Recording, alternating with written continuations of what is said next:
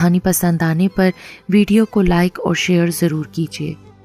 سنا تھا محبت کا رنگ جب چڑھتا ہے تو کلیوں کی جھب نرالی ہوتی ہے، تاج کا رنگ پھیل جاتا ہے، خوشبو چھپائے نہیں چھپتی، اس خوشبو سے بدن چراتے سنا تھا، اس رنگ میں ساون رنگ جاتا ہے سنا تھا، لیکن یہ خوشبو کوئی ساتھ ساتھ پہ نپنے والا خود پر اوڑھ لے، کوئی جانے انجانے میں یہ رنگ چرانے لگے، ایسا پہلے کبھی سنا تھا نہ دیکھا تھا۔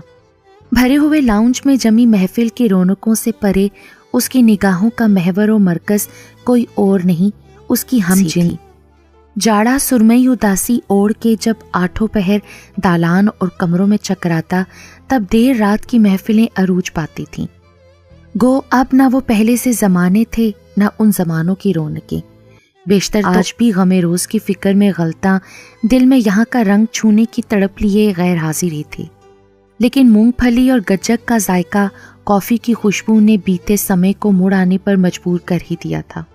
بالی عمروں گھیرے میں موبائل فون ایک بن بلایا لیکن چہیتا رکن تھا، ان کی تفریح اسی سے شروع ہو کے اسی پر ختم ہو رہی تھی۔ ہنسی مذاق اور چھیڑخانی کی اس محبت بھری محفل میں اس نے بے دہانی سے کافی کا گھونٹ بھرا، چونک اٹھی۔ کافی بے حد ذائقہ دار اور خوشبودار تھی، کیوں نہ ہوتی؟ اس نے محبتوں سے لبریز دو خاص دلوں کے لیے بہت دل سے جو بنائی تھی۔ تائرانہ نگاہ یہاں وہاں سے ڈولتی ہوئی آگ کے ان گداز اور نموں پر رک گئی جن پر دبی دبی مسکراہٹ چمکتی تھی، گویا کوئی راز دبائے بیٹھے ہوں۔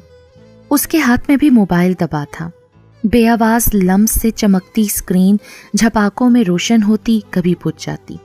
جھکی ہوئی نظروں کے اس پار جس کسی کا بھی عکس تھا، کوئی دیکھنے والا ہوتا تو چہرہ آئینہ بنا کہے جان جاتا، لیکن اسے دیکھنے والا وہاں کوئی اور نہیں، اس کی اپنی ماں جائی تھی، جسے عکس سے نہیں صرف اس روشنی سے پیار تھا جو اس چہرے سے پھوٹ رہی تھی۔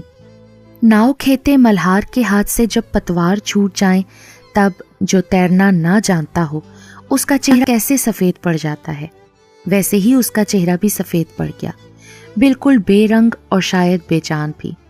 دلاویز، اس نے بے قراری سے پکارا اور 2 قدم آگے آئی۔ یہ کیا کر رہی ہو؟ دلاویز جواب دیے بغیر اپنا پرانا سوٹ کیس کھولے سر جھکائے بیٹھی رہی۔ پاس ہی زمین پر کچھ پرانی لیکن بے حد قیمتی اشیاء کا ڈھیر لگتا جا رہا تھا، دیدہ زیب گفٹ، ریپنگ پیپرز، کاغذی پھول، رنگا رنگ کارڈز، سالوں پرانے ہونے کے باوجود ان کی تازگی اور چمک برقرار تھی، بہت احتیاط سے سنبھالے گئے تھے۔ دلاویز اپنے کام میں لگی رہی، وہ اسی بے جان سفید چہرے اور پھٹی ہوئی آنکھوں سے دیکھتی رہی۔